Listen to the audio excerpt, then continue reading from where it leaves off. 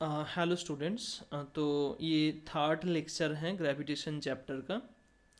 आज हम लोग डिस्कस करेंगे ग्रेविटेशन का जो मतलब ग्रेविटेशनल एक्सीलरेशन का जो वेरिएशन है डेप्थ और हाइट के साथ, उसके बारे में। ठीक है, मतलब हाइट के साथ कैसे वेरी करता है एंड डेप्थ के साथ कैसे वेरी करता है। तो पहले हम हाइट के लिए देखेंगे। तो वेरिएशन ऑफ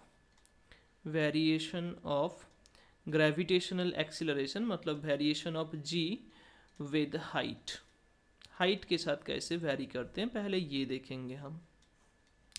देखो, तो मान लेते हैं ये हमारा अर्थ सरफेस है। अर्थ सरफेस जो है, अर्थ सरफेस से कुछ एक हाइट पे, कितना हाइट पे, एच हाइट पे एक ऑब्जेक्ट है। ठीक है, एक ऑब्जेक्ट कितना मास है ऑब्जेक्ट का, सिंपली 1 kg, क्योंकि ग्रेविटेशनल एक्सीलरेशन जो है उसमें तो मास से डिवाइड ही कर देते हैं, मतलब फोर्स पर यूनिट मास को ही ग्रेविटेशनल एक्सीलरेशन कहते हैं, राइट। जी क्या है gravitational acceleration, force per unit mass, जो आ जाता है हम लोगों के पास Gm/r²। या अगर हम दूरी बोलते हैं सिंपली, तो दूरी को आर से डिनोट करते हैं, तो स्मॉल r²।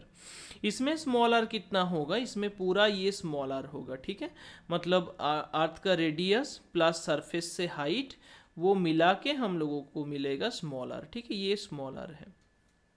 तो g इज इक्वल्स टू मिल जाएगा हम लोगों को Gm/r+h²। इसको थोड़ा सा मॉडिफिकेशन इसको करना है। हम क्या कर सकते हैं, सिंपली r को कॉमन लेते हैं। ठीक है, ये अलग वैल्यू होगा, g डैश हो जाएगा, क्योंकि g जो वैल्यू है ना वो फिक्स्ड है, Gm/R² है ना। g जो वैल्यू है एट द सरफेस, जो ग्रेविटेशनल एक्सेलरेशन है वो फिक्स्ड है Gm/R², उसको हम बदलेंगे नहीं। ठीक है, वो तो फिक्स्ड ही है। तो g डैश हम मान लिए हैं कहाँ पे, यहाँ पे g डैश है और यहाँ पे g है। तो जी डैश इक्वल्स टू Gm/r+h²। अभी हम Gm/r² को अंदर से कॉमन कर लेंगे, तो क्या आ जाएगा 1+h/r²। ठीक है, होल स्क्वायर से r को कॉमन लिए हैं तो r² बाहर आ गया। अभी इसको थोड़ा ऊपर करेंगे, तो Gm/r² into 1+h/r whole to the power -2 हो जाएगा। ठीक है, होल टू दी पावर -2 हो गया। अभी बाइनोमियल यूज़ करेंगे। देखो, बाइनोमियल हम ऑलरेडी पढ़ चुके हैं कि 1+x whole to the power n अगर होता है, जहाँ पे x क्या है, बहुत ही स्मॉल है, क्या है, बहुत ही स्मॉल है, तो उस सिचुएशन पे हम सिंपली इसको 1+nx बोल सकते हैं। ठीक है, बाकी जो टर्म्स है वो इग्नोर करके।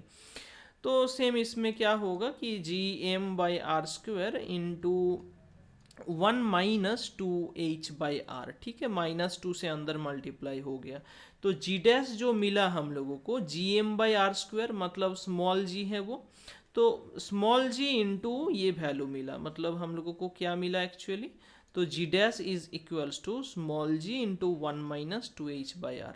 ठीक है, तो हाइट के साथ जो वेरिएशन है बहुत सिंपल कैलकुलेशन है, जस्ट इस पॉइंट को मतलब 2-3 बार लिख लिख के प्रैक्टिस कर लेना तो आ जाएगा, क्योंकि यहाँ पे डिफ़िकल्टी पोर्शन सिर्फ बाइनोमियल ही है। ठीक है, लेकिन एक चीज़ इसमें मतलब एनसीईआरटी पे एक प्रॉब्लम है जिसको सॉल्व करते वक्त मेरे को भी फर्स्ट टाइम डाउट हुआ था, तो तुम लोगों का भी ऑब्वियसली हो सकता है डाउट, तो इसलिए ही मैं एक पॉइंट को यहाँ पे हाईलाइट करना चाहता हूँ।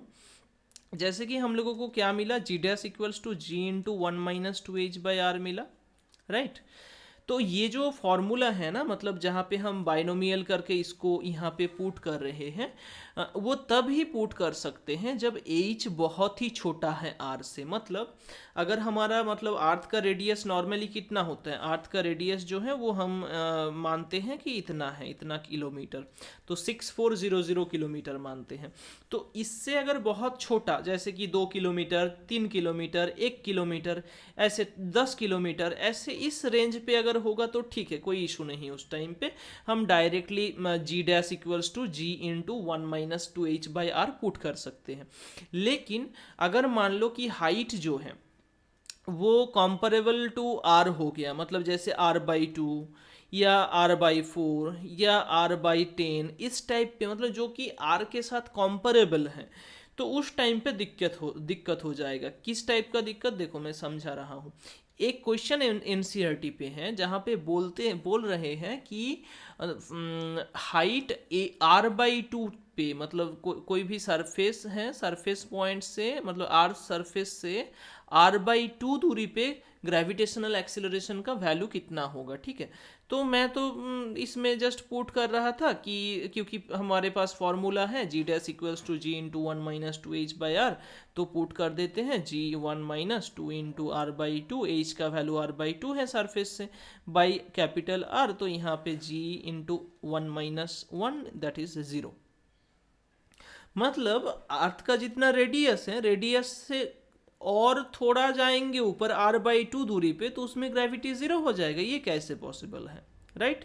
ये तो पॉसिबल नहीं है क्योंकि ग्रेविटी इनफाइनाइट, मतलब इनफाइनाइट तक इसका एक्सटेंशन है, राइट? इसका रेंज कहाँ तक है? इनफाइनाइट तक। तब इनफाइनाइट तक पहुँचेंगे तब उसका वैल्यू ज़ीरो होता है ग्रेविटेशनल फोर्स का।